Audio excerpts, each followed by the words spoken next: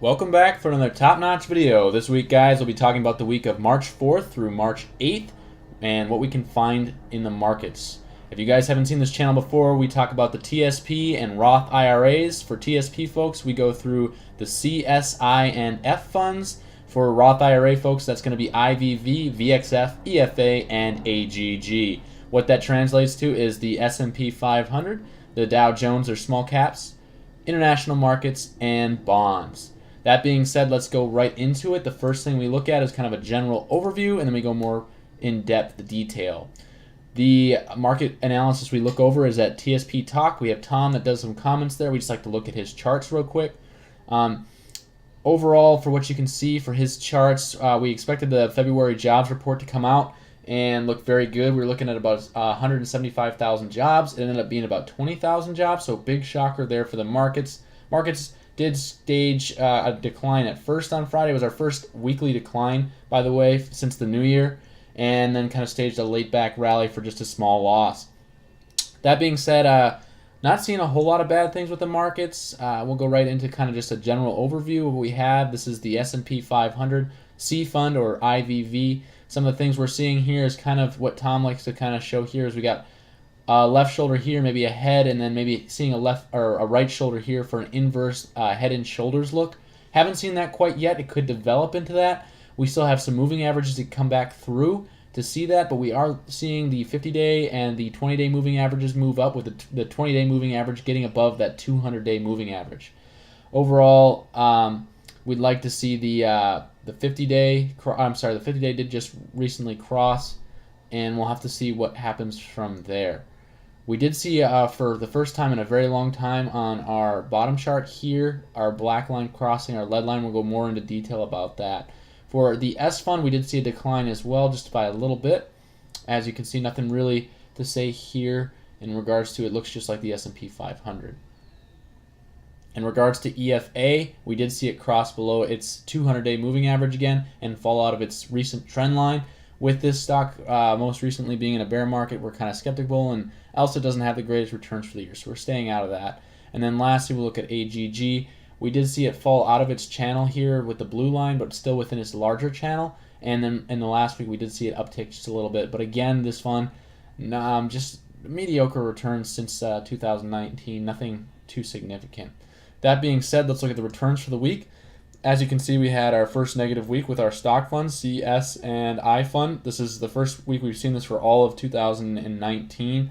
Otherwise, we've had very good returns. Returns for the year still look very, very good. Moving on, let's get into our individual funds, kind of do an individual analysis view of each fund. So this is IVV or the C fund. What did we see?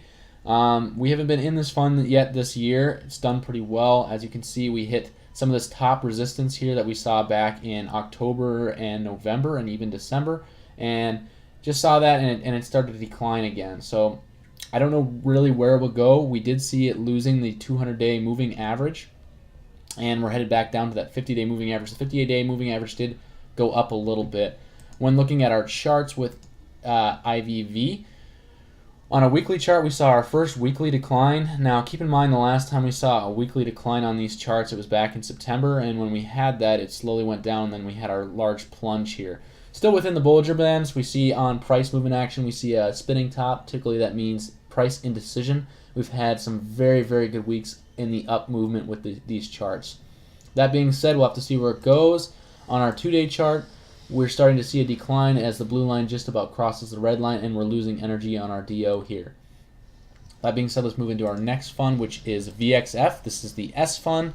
With the S fund, we're seeing something similar, a large decline here. It did clear some of these moving averages, but now we went back below that. We also went below our 200-day moving average, and we're just playing it cautious here with VXF. That's the fund we were in. We stayed in this fund till about January 15th, right around this mark here, where it hit that 50-day moving average. Blew through that 50-day moving average, no problem, and this is the kind of decline we wanted to see back about a month and a half ago. So we did miss out on all this gain here. We even saw it go through the 200-day moving average, and most likely we'll be picking this fund back up as soon as we see the funds to increase on our charts here. So with that, we did see our first weekly decline here along with IVV. So VXF is doing the same thing. The last time we saw that was back here in September. We want to be careful. Our blue line is way above our red line here. And we'll most likely be jumping back into this fund as soon as we have a cross of the blue and the red. So like I said, we ended up getting up right around this top here. And the reason we got out right around this point here is when we see a decline in the DO, we typically see a drastic decline in price. We did not see that this time, but our systems aren't 100% perfect. No system is. Otherwise, if it was, everyone would follow that system. So we missed out here on about, I would say, a little over 6-7% on this gain here, and now we're going to try to capitalize on this loss. I don't know how long this loss will last, but we'll try to jump in here as soon as we see improvement again in our charts.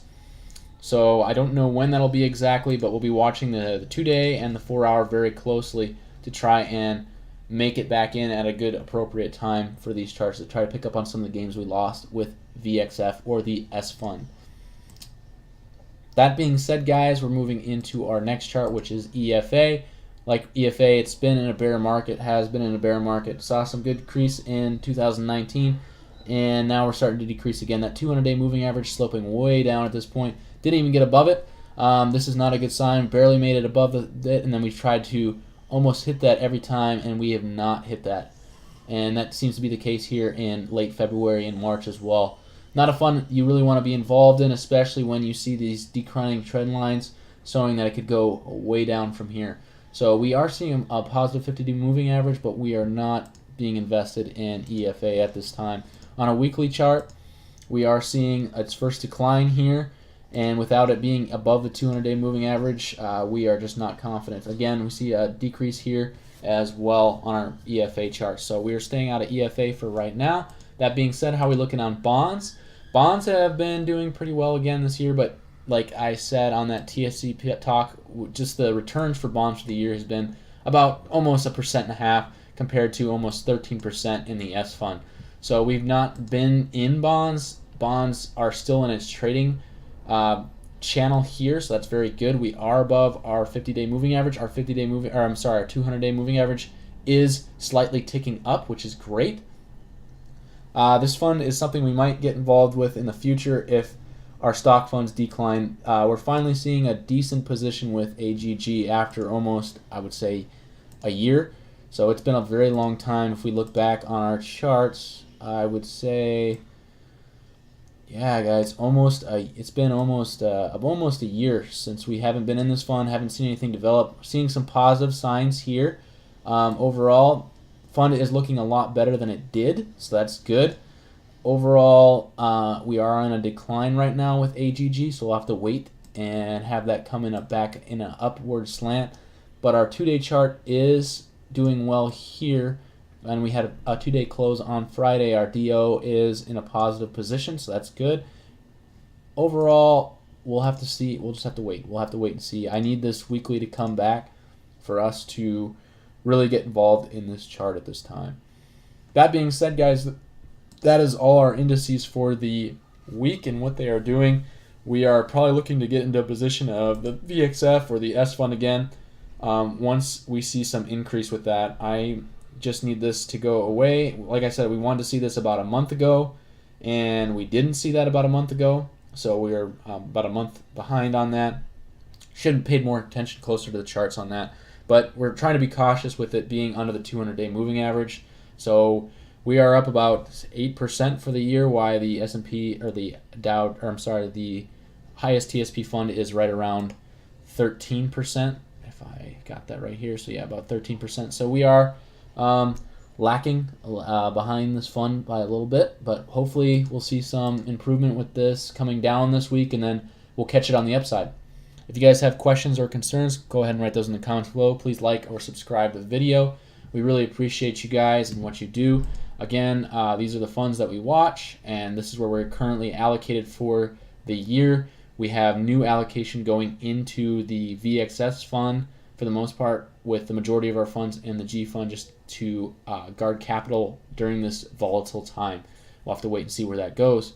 You guys want to follow us on some of our other things, we have our YouTube channel here. You can follow our moves on Twitter, and we are also on Facebook. Thank you again. Appreciate it. That's another top-notch video, and we'll see you guys next time.